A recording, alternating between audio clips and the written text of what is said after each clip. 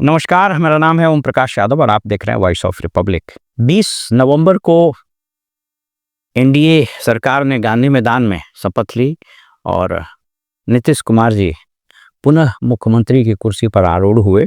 दो चीज बड़ी दिलचस्प है, गांधी से जुड़ी हुई है।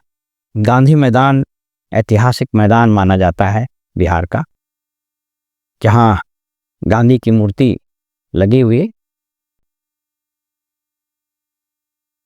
मुख्यमंत्री नीतीश कुमार ने जिस तरीके से दो बड़ी अजीबोगरीब हरकत हुई, पहला तो किसी तरह से संभाला गया कि जब पद और गोपनीयता की वो शपथ ले रहे थे तो 2 से अधिक बार वो अटक गए।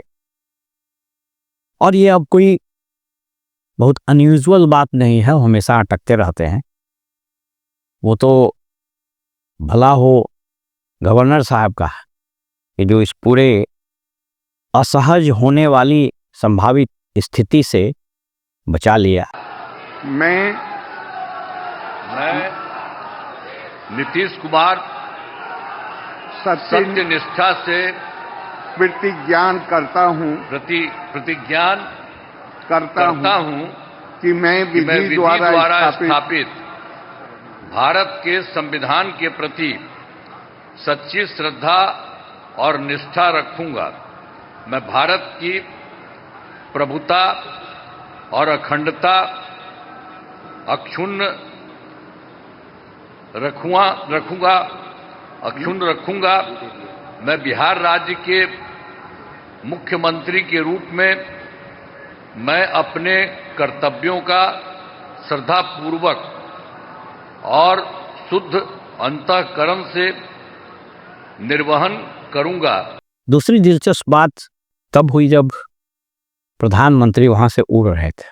लपक करके मुख्यमंत्री फिर से पैर पकड़ने के लिए एकदम आतुर हो गए। वैसे भारतीय संस्कृति में बड़ों का पैर छूना कोई अच्छी बात मानी जाती है, लेकिन नीतीश जी और मोदी जी के उम्र में कोई ज़्यादा फासला नहीं है। वैसे मोदी जी का उम्र ऑफिशियली तो कुछ पता नहीं है, क्योंकि उनका डिग्री वगैरह पर भी कई बार सवाल उठा, कहीं डिग्री सामने तो आई नहीं। लेकिन ये बड़ा अटपटांग लगा और ऐसा एक नहीं कई बार हुआ है, आप तस्वीरों में देख सकते हैं।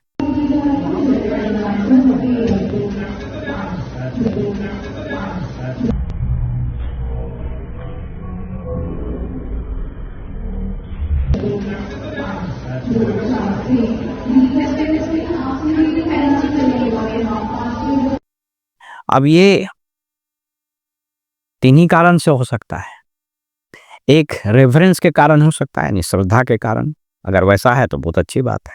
दूसरा हो सकता है कि इनको कुछ याद नहीं रहता है। जैसे आपने देखा कई बार वो एक एग्जीक्यूटिव इंजीनियर को बोले कि आपका पैर छू लेते हैं, लोग कभी किसी का पैर छू लेते हैं। एक्चुअली जब मानसिक अवस्था एक होती है, एक बीमारी होता है, तो उस बीमारी में डॉक्टर्स बताते हैं कि कोई कई बार short term memory loss type कुछ हो जाता है। तो अचानक से जो कोई चीज आप करिएगा तो लगातार कुछ दिनों तक वही करते रहिएगा। तो 67 करोड़ रुपया रेगुलेशन के रूप में तथा 3100 तो बीच में इनकी कुछ आदत हो गई थी प्रणाम करने की, तो कहीं कहीं प्रणाम करते रहते थे। यूनिवर्सिटी में लगभग 100 करोड़ की योजना की शुरुआत करने वाले हैं। बीपी मंडल यूनिवर्सिटी मधेपुरा में जब बिहार के युवा आपको प्रेरणा स्रोत। बीच में इनकी आदत हो गई थी बीच में कुछ और हरकत करने का। तो आपने देखा कि राष्ट्रीय गान के समय मुख्यमंत्री जी ने किस तरह की हरकत की।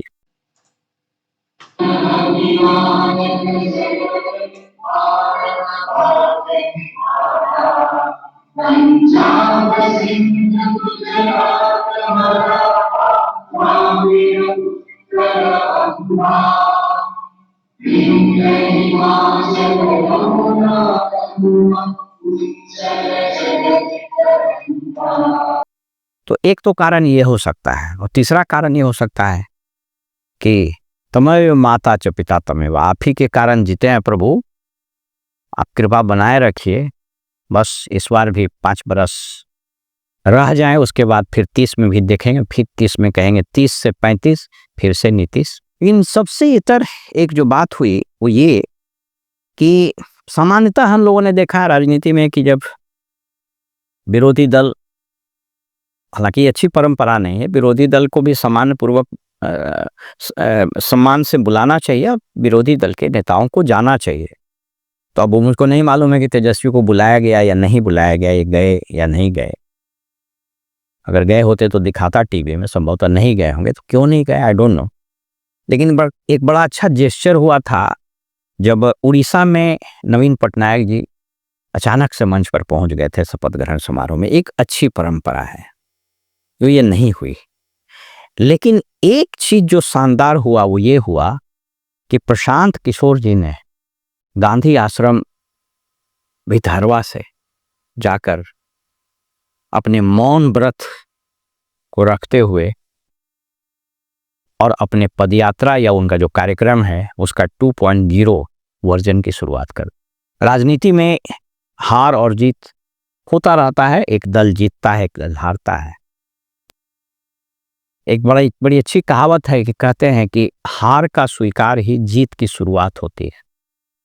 हालांकि ये बात अब एक cross the board, across the society, across the sections of the society बहस का विषय बन चुका है, जिसमें तथ्य भी है कि यह चुनाव 10,000 चुनाव था और जिस तरीके से 10,000 रुपया दिया गया उसने चुनाव किया, और उससे ज़्यादा कि जिस तरह से ब्यूरोक्रेट्स ने, खास करके IAS लोगों ने जिस तरीके से अपने ईमान और अपने प्रोफेशनल इंटीग्रिटी को बेच कर तार तार कर सरकार के लिए काम किया है, उसकी बहुत दिनों से हिंदुस्तान में कोई मिसाल नहीं मिलती है। तो इसके विरोध में या इसको एक्सपोज करने के उद्देश्य से प्रशांत किशोर ने भितरवा में मौन व्रत रखा है।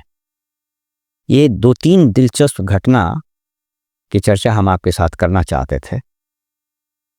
एक और बात बहुत इंपॉर्टेंट है अंतिम में, वो ये कि कदाचित मुझको याद नहीं है कि किसी सरकार के गठन के साथ ही उस सरकार के नैतिक विक्ट्री पर इतना गंभीर प्रश्न चिन्ह लगा, मुझको याद नहीं है। कभी भी किसी सरकार, चाहे वो दिल्ली में पार्लियामेंट के चुनाव के बाद गठित हो रही सरकार हो या इवन किसी स्टेट्स में, लेकिन बिहार में ऐसा हुआ क्योंकि बिहार में हर को मालूम है कि यह विक्ट्री कैसे मिली, यह कथित प्रचंड बहुमत कैसे मिला। मैंडेट प्राप्त कर लेना एक बात है और लोगों का दिल जीत लेना एक बात है। कदाचित नीतीश कुमार इस देश के एकमात्र ऐसे मुख्यमंत्री हैं जो अलोकप्रिय होते हुए भी मुख्यमंत्री के पद पर बने हुए हैं। फिलहाल आने वाले समय में विपक्षी दलों का क्या रुख होता है, कैसे वो इन चीज़ों को आगे लेके चलते हैं, वो बहुत दिगर की बात होगी, बहुत महत्वपूर्ण बात होगी, उसको देखना पड़ेगा। लेकिन अगर प्रशांत किशोर ने जैसी घोषणा की है उन्होंने अपने प्रेस कॉन्फ्रेंस में कि अब वो फॉर्म भरवाएंगे जीविका दीदियों को और कहेंगे कि जो 1,90,000 रुपया मिलना है, 1,40,00,000 जीविका दीदियों को जिसको 10,000 रुपया दिया गया है उसको दिया जाए, तो सरकार बहुत फजीहत में पड़ सकती है और बहुत आर्थिक तंगी हो सकती है। 4 लाख करोड़ रुपए के कर्ज में डूबा हुआ यह प्रदेश, यदि इसको बाध्य कर दिया गया कि आप 2-2 लाख रुपया आपको देना है, तो खजाने की कमर टूट जाएगी और राज्य सरकार के सामने एक भयानक वित्तीय संकट उत्पन्न हो जाएगा। इसलिए इतिहास में इतिहासकारों ने लिखा है कि अक्सर जिन कारणों से आपकी जीत होती है वही कारण आपके हार का होता है, अक्सर जिन कारणों से आपका उत्थान होता है वही कारण आपके पतन का होता है। कहीं ऐसा न हो कि जिन जीविका दीदियों के कंधे पर चढ़कर आपने विजय श्री का पताका फहराया है, ये पताका इन्हीं जीविका दीदियों के कारण कटकर जमीन पर गिर जाए। फिलहाल हमें इजाजत दीजिए और आप देखते रहिए वॉइस ऑफ रिपब्लिक। नमस्कार।